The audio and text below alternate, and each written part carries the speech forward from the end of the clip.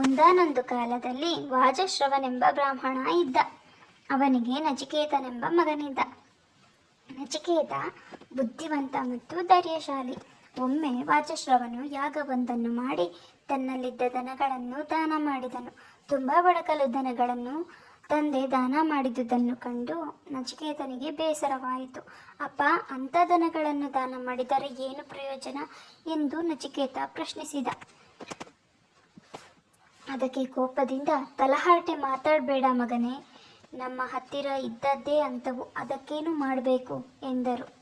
ಹಾಗಾದರೆ ನಾನು ನಿನ್ನ ಸ್ವತ್ತು ಅಪ್ಪ, ನನ್ನನ್ನು ಯಾರಿಗೆ ದಾನ ಮಾಡ್ತಿ ಅಂತ ಕೇಳಿದ. ಅದಕ್ಕೆ ತಂದೆ ಅತಿಯಾದ ಕೋಪದಿಂದ, ನಿನ್ನನ್ನು ಮೃತ್ಯುದೇವನಿಗೆ ದಾನ ಮಾಡ್ತೇನೆ, ಅಲ್ಲಿಗೆ ಹೋಗು, ನನ್ನ ಮುಂದೆ ನಿಲ್ಲಬೇಡ ಎಂದು ಅರ್ಭಟಿಸಿದ. ನಚಿಕೇತ ಹೆದರಲಿಲ್ಲ. ಧೈರ್ಯದಿಂದ ಯಮಪುರಕ್ಕೆ ಹೊರಟ.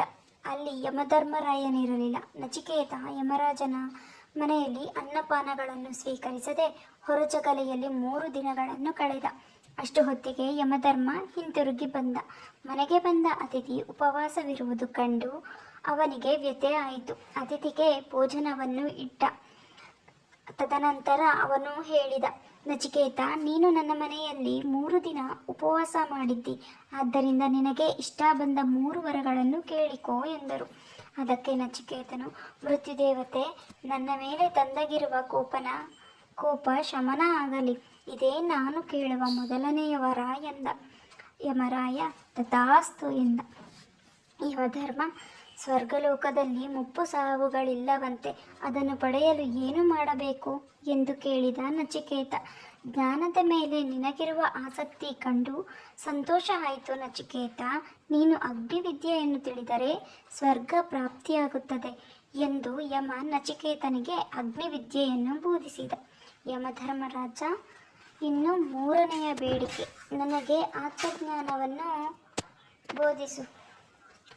ಬಾಲಕ ನಚಿಕೇತ, ನೀನಿನ್ನೂ ಸಣ್ಣವನು, ಆ ವಿದ್ಯೆ ಬೇಡ, ಅದಕ್ಕೆ ಬದಲಾಗಿ ನಿನ್ನನ್ನು ಭೂಮಂಡಲದ ಚಕ್ರವರ್ತಿಯನ್ನಾಗಿ ಮಾಡುತ್ತೇನೆ ಎಂದು ನುಡಿದ ಜವರಾಯ. ಚಕ್ರವರ್ತಿ ಪದವಿ ಕ್ಷಣಿಕ ಯಮದೇವ, ನನಗೆ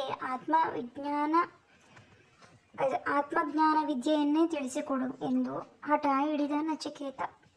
ಯಮದೇವ ಅದನ್ನು ನಚಿಕೇತನಿಗೆ ಬೋಧಿಸಿದ. ಅನಂತರ ನಚಿಕೇತನ ತನ್ನ ತಂದೆಯ ಮನೆಗೆ ಹಿಂತಿರುಗಿ ಬಹಳ ವರ್ಷ ಬದುಕಿದ.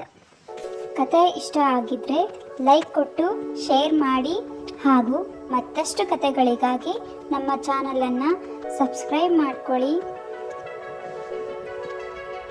ಇಷ್ಟೊತ್ತು ಈ ವಿಡಿಯೋ ನೋಡಿದ್ದಕ್ಕಾಗಿ ತಮ್ಮೆಲ್ಲರಿಗೂ ಧನ್ಯವಾದಗಳು.